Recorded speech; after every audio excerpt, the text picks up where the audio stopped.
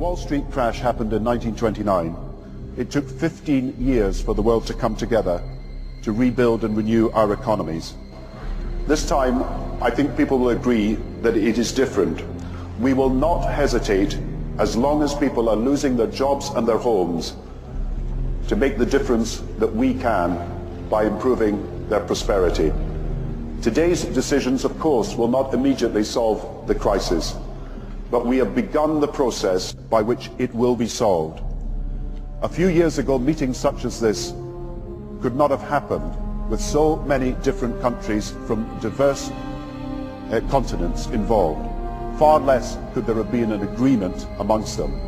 But today, the largest countries of the world have agreed a global plan for recovery and reform.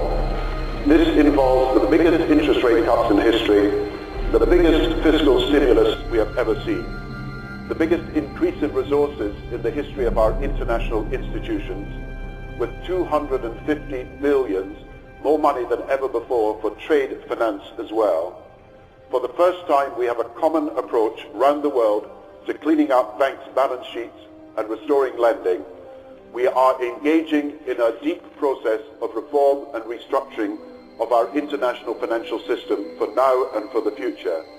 And we have maintained our commitment to help the world's poorest, and we have put more money aside for that and also for a green recovery. These are not just a single collection of actions. This is collective action, people working together at their best. I think a new world order is emerging, and with it the foundations of a new and progressive era of international cooperation. We have resolved that from today we will together manage the process of globalization to secure responsibility from all and fairness to all. And we've agreed that in doing so, we will build a more sustainable and more open and a fairer global society.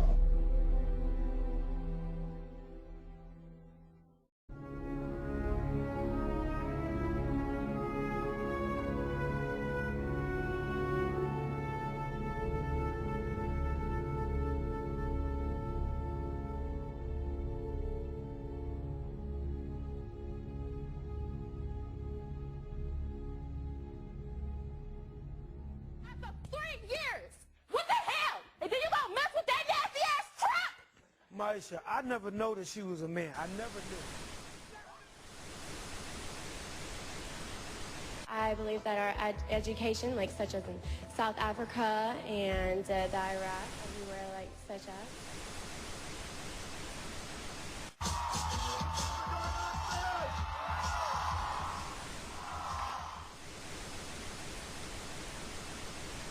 Platform 8 for the 2228 Southern service to Eastbourne via Lewis. Please join the front. One option, placing a tracking microchip under a service member's skin. Former Special Operations Officer. And if you hear the shouting, it's a group of demonstrators that come. 9/11 was an inside job.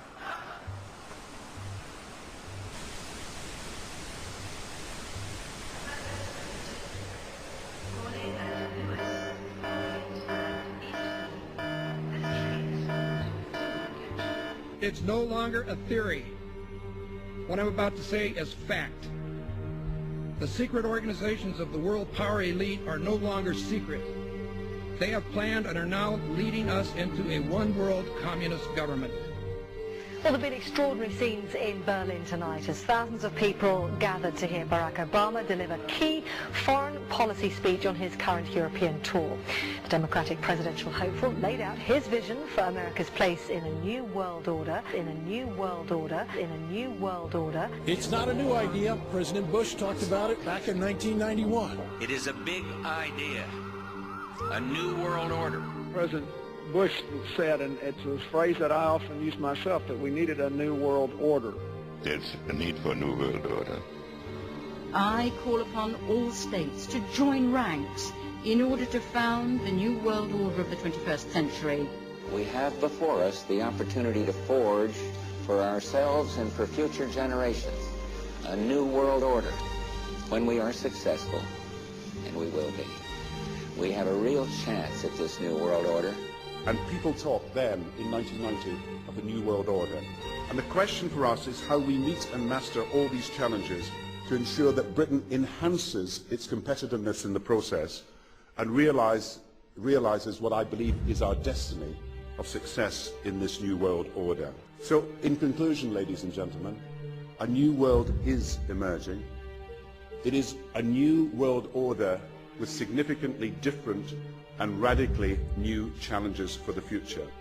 And people better understand that they mean exactly what they're saying. It's a new world order they're trying to create, and they're trying to do so not only without approval or consent of the governed in this country, but despite the popular will.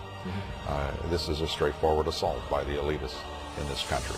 There is a global meltdown coming. It is a global depression, and one world currency and one world financial system is the end game. China said last week they want one global currency. France said yesterday or the day before that they want one world order, a new world order, at the end of this event. Gordon Brown will today call on fellow world leaders to seize the opportunity created by the worldwide economic crisis to create a truly global society. The Prime Minister will use a high-profile speech in the City of London to say that Britain, the US and Europe should join together to create a new, stronger and more just world order. This engineered collapse is there as a massive problem for which you offer the solution, and the solutions are the infrastructure we've been predicting all this time, including the World Central Bank. The goal of this manipulation, and has been for a very long time, is to get the world's population to see as a good idea, or the only option in given circumstances that are manipulated into place, the creation of a one-world government, a world central bank which would administer all financial transactions on the planet, a world currency, and a microchipped population linked to a global computer. The wealthy elites who have the money and the power know that if they can create a one world global social system, that they can control the central authority.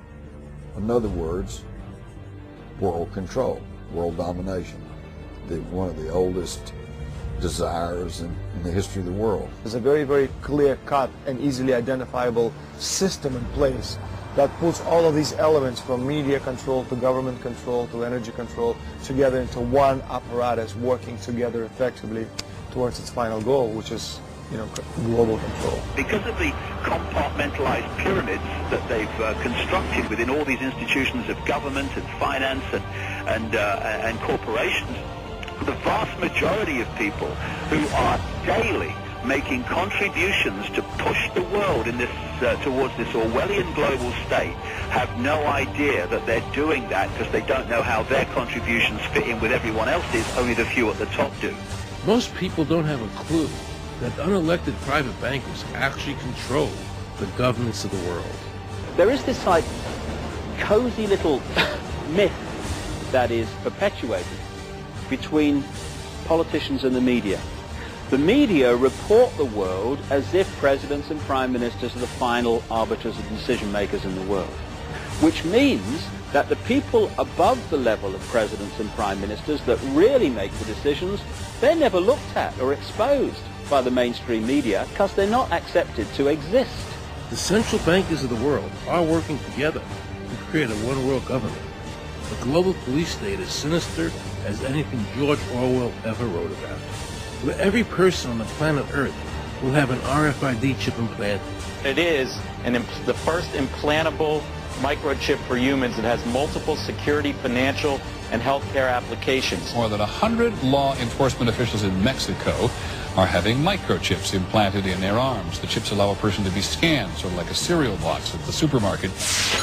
Just like the microchips implanted in the necks of dogs and cats, allowing lost pets to be identified, this glass capsule can do the same for humans. A chip in everybody would be the universal monetary system par excellence, because there'd be no escape from it, and you'd be totally under the control of those who issue the electronic impulses in that chip. The problem throughout human society is that the good men and women do nothing. They don't want power. They don't want control. They want to lead to lead a leisurely life. They want to spend time with their family. They want to lead simple lives. But we are forced throughout society, throughout history, and throughout human time to stand up against bullies. And many times we stand up before it's too late. And we reverse the course of tyranny. But more often than not, we don't stand up in time, and horrible things have to happen first. So decadent societies learn why liberty and freedom is so precious. If you think you don't like the situation now, then think what you're going to face a little way down the road. And more than anything, think of what your children are going to have to face. Because you think if we live in a controlled society now, this is nothing compared with what they are going to have to live in. So in terms of parents who are listening to this information, I would say this. Go and look your children in the eyes and tell them that you can't be bothered, or you're too frightened to do anything about it. You're too frightened to get involved, too frightened to get involved in being another conduit for getting this information further and further expanded into the public mind.